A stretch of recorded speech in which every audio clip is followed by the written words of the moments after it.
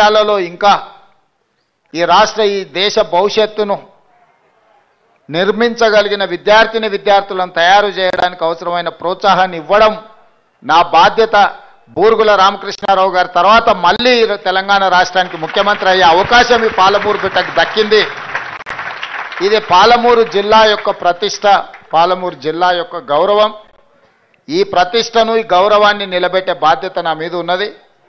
తప్పకుండా ఇక్కడికి సంబంధించి ఈ పాఠశాలకు సంబంధించిన అభివృద్ధికి ఎన్ని నిధులు కావాలనో మనం ఇద్దామని తక్షణమే కలెక్టర్ గారికి నేను ఆదేశాలు ఇచ్చి మీరు వెళ్ళి అక్కడ పరిశీలించండి అని చెప్తే పాఠశాల కోసం ఒక 10 కోట్లు, లైబ్రరీ కోసం, గ్రామ పంచాయతీ బిల్డింగ్ కోసం, వీటన్నిటికీ నిధుల ప్రతిపాదన. అదేవిధంగా ఈ గ్రామంలో సీసీ రోడ్ల కోసం ఉపాధి హామీ పథకం నుంచి ఇవన్నీ ఒక 16 కోట్ల రూపాయలు ఈ గ్రామం యొక్క అభివృద్ధి కోసం ఈరోజు నిధులను మంజూరు చేయడం జరిగింది. అదేవిధంగా మా శాసనసభ్యుడు ఒక మైనారిటీ కమ్యూనిటీ హాల్ కూడా కావాలి గ్రామంలో ఉన్నారు అని చెప్పిండ్రు.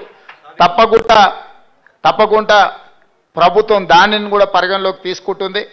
ఇదే కాకుండా ఈరోజు విద్యతో పాటు సాంకేతిక నైపుణ్యాన్ని అభివృద్ధి చేయాల్సిన అవసరం ఉంది.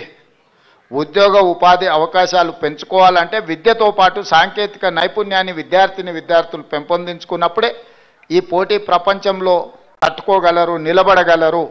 అందుకే ఈరోజు ఈ గ్రామానికి అడ్వాన్స్డ్ టెక్నాలజీ సెంటర్ని కూడా మంజూరు చేస్తున్నారు. భవిష్యత్తులో మీరు చదువుకున్న వాళ్లకు 10th ఇంటర్ చదువుకున్న వాళ్ళు సాంకేతిక నైపుణ్యాన్ని ఇస్తే రేపు రాబోయే ఈ పోటీ ప్రపంచాన్ని తట్టుకొని నిలబడి రాణించగలరని చెప్పి ఈరోజు మొగిలిగిద్ద గ్రామానికి అడ్వాన్స్ టెక్నాలజీ సెంటర్ను కూడా మనము మంజూరు చేసుకోవడం జరిగింది. రోజుల్లోనే గతంలో నోటిఫికేషన్లు ఇస్తే సంవత్సరాల కొద్ది కాలయాపన జరిగేది. కానీ నోటిఫికేషన్ నుంచి రిక్రూట్మెంట్ వరకు టెట్ పరీక్షలు కూడా నిర్వహించడానికి 55 రోజుల్లోనే 2 నెలలు పూర్తి కాకంటే ముందే 11,000 మంది టీచర్లను నియమించడం ద్వారా పేదలకు విద్యను అందించాలనే ఉక్కు సంకల్పంతో ఈ ప్రభుత్వం ముందుకు వెళ్తుందని చెప్పి నేను ఈ సందర్భంగా చెప్పదలుచుకున్నాను.